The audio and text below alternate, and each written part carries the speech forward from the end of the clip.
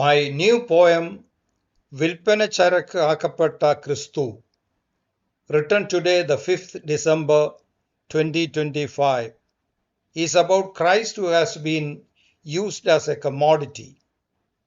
While Christ is the epitome of humility, simplicity, compassion, love, peace, and forgiveness, our lives show exactly the opposite of all these. Even Christmas, the birth of Jesus, has been turned into celebrations that forget Christ and his teachings. Crores of money is spent in building churches when the Savior of the world was born in a manger.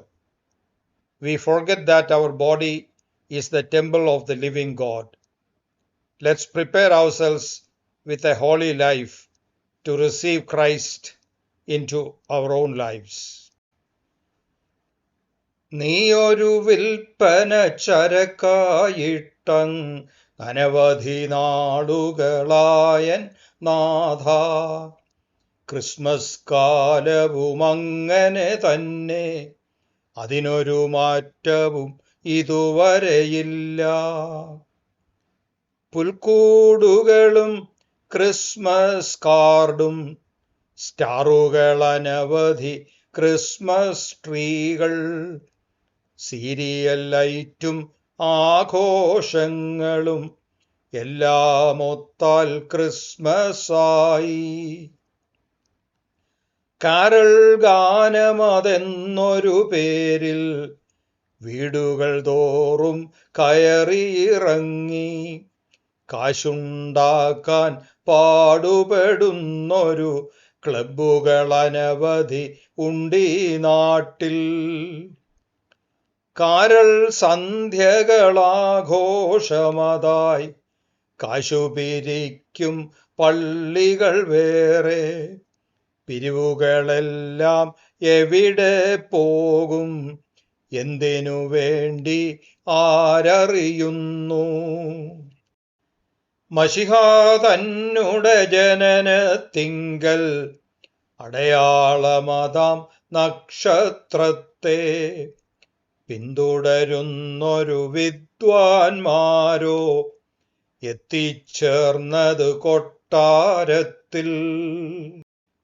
എളിമയെഴുന്നൊരു ശിശുവിൻ ജനനം കൊട്ടാരത്തിൽ കണ്ടില്ലവരും. നക്ഷത്രത്തെ നോക്കി നടന്നവർ ശിശുവിനെ കണ്ടു പുൽക്കൊടിലൊന്നിൽ. Mshiha തന്നുടെ ജനനത്തിങ്കൽ ശാന്തിയെഴുന്നൊരു മംഗളഗാനം പാടിയതാകും മാലാഖകളും കേട്ടുരസിച്ചവർ ആട്ടിടയന്മാർ. പുൽക്കുടിലിൽ താൻ ജന്മമെടുത്തൊരു Mshiha തന്നുടെ വാസത്തിനായി നമ്മൾ പണിതു പള്ളികളെങ്ങും കോടികൾ ചെലവാകുന്ന വിധത്തിൽ. ലോകം മുഴുവൻ ശാന്തിയതേകാൻ പുൽക്കുടിലിൽ താൻ ജന്മമെടുത്തു.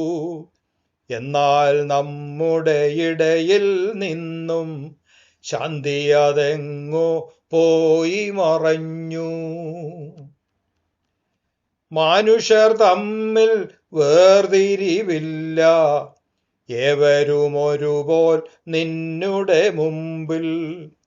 എന്നാൽ ഇന്നോ വിഭജനമെങ്ങും, എല്ലാം നിന്നുടെ പേരിൽ തന്നെ. ലോകം തന്നുടെ രക്ഷയ്ക്കായി ഭൂമിയിൽ ജാതം ചെയ്തവനാം താൻ.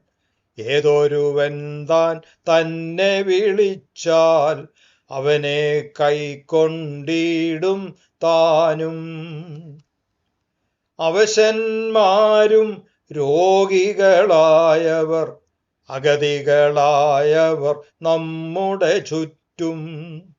അവരെ കണ്ടില്ലെന്നു നടിച്ചാൽ ക്രിസ്മസ് എങ്ങനെ പൂർണ്ണമതാകും?